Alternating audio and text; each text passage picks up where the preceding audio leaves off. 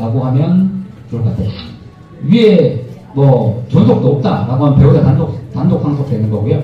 배우자도 없다 라고 하면 형제자매한테 상속되고, 형제자매도 없으면 사촌인의 혈족, 그래서 삼촌한테 먼저 가고 다 없으면 사촌. 사촌도 없으면 어떡할까요? 사촌도 없으면 육촌. 네, 사촌까지 없으면 그냥 국고로 계속 돼요. 네, 사촌까지 없으면 이게 웃는 상속인 방지라는데, 오촌 별로 안 친하잖아요. 사실 친한 사람도 있을 수 있는데 오촌은 별로 안 친해가지고 이게 돌아가시면 가슴이 아파야 되는데 돌아가셔가지고 갑자기 상속을 받으면 웃는다. 이래서 오촌부터는 이건 너무 멀어, 그렇게 크게 막 가까운 사이도 아닌데 너무 심하다 라고 해서 오촌부터는 웃는 상속인을 방지하기 위해서 고로 기속시켜요. 이거 되게 유명한 사건이었는데, 타이기에서 이렇게 대한항공에서 이제 뭐 괌 가는 비행기에서 사위랑 딸이랑 아버지가 같이 사망하신 거거든요. 비행기가 폭발하면 뭐 살아남는 사람이 없을 거잖아요. 그래서 아버지랑 딸이랑 같이 여행을 갔는데 이게 또 비행기가 좀 뭐 사고가 나가지고 다 돌아가시게 된 거예요. 그때 이제 사위가 있었어요. 사위는 장인의 돈을 받을 수 있을까요? 있어요? 어떻게 알고 계세요? 겪었어요? 이거 다 아시니까 정확한데, 이 경우 상속을 받을 수 있어요. 상속을 받을 수 있는 게 대습상속이라고 있거든요. 대습상속이라고, 상속받을 사람이 미리 사망을 하거든요. 예컨대 내가 죽으면 내 아들이 상속을 받잖아요. 근데 내 아들이 내보다 먼저 죽었어요. 그러면 내 아들이 받을 몫을 며느리랑 손자, 손녀가 받는 게 되죠. 상속인이 죽었기 때문에 그 상속인의 상속인들이 대신 상속을 받는 게 있거든요. 지금 이렇게 아버지와 딸이 같이 사망한 경우는 예컨대 경우를 나눠보는 거예요. 상속 개시 전에 피해석자, 그러니까 딸이 먼저 죽은 경우를 생각해보자. 딸이 먼저 죽은 경우를 생각해보면, 딸이 먼저 죽고 아버지가 죽었어요. 그러면 아까 말씀드렸듯이 딸이 먼저 죽고 그 다음 아버지가 돌아가셨으면 딸의 대습상속인이 사위가 되는 거고, 그 다음에 아버지가 돌아가시면 대습상속인으로 상속을 받을 수 있어요. 반대로 아버지가 먼저 돌아가셨어요. 아버지가 돌아가시면 그 재산은 딸한테 가겠죠. 딸이 그 다음에 죽었어요. 딸 재산은 사위한테 가겠죠.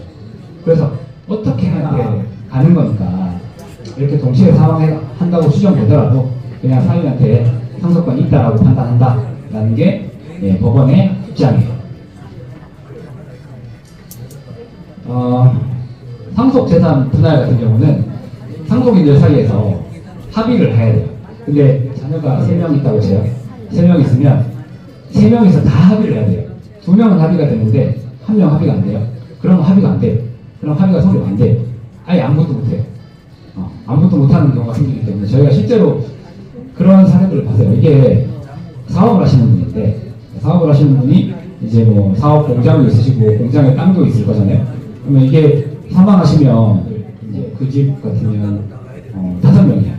5명 있으면 5명이 다 합의를 해줘야 땅이 이제 그 가업을 승계할 사람한테 상속 넘어가고, 공장도 소유권이 아들한테 넘어가고, 이렇게 돼가지고 이제 공장을 운영할 수가 있는데, 1명이라도 반대하면 이게 못 넘어가요.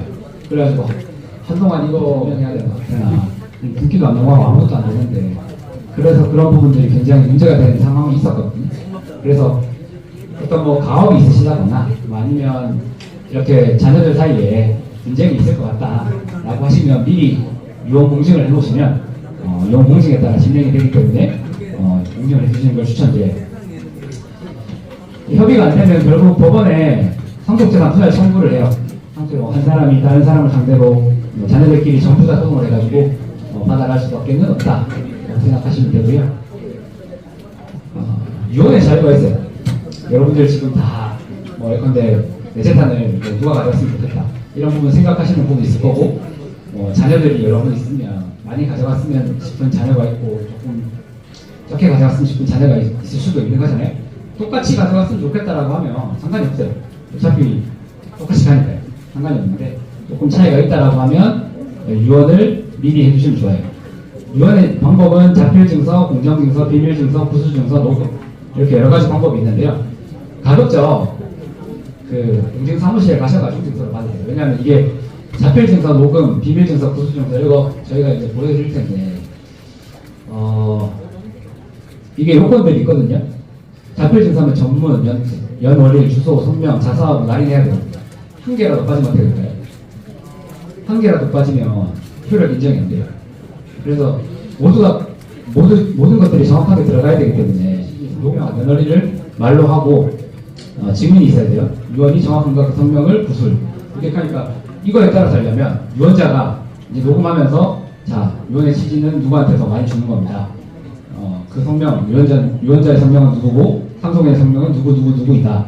그 다음에 오늘은 몇 월 며칠이다 라고 하고 난 다음에 증인이 듣고 있다가 지금 제가 다 들었고요. 제가 다 들었고 그 내용은 이것이었고 제 성명은 누구입니다. 이렇게 얘기해야 되는 거예요. 근데 하나라도 빠지면 효력을 인정 안 하거든요. 이런 사건들이 있어요. 예컨대 녹음에 의한 건데 예컨대 그때 뭐 연세대학교인가 기부를 이제 돌아가신 분이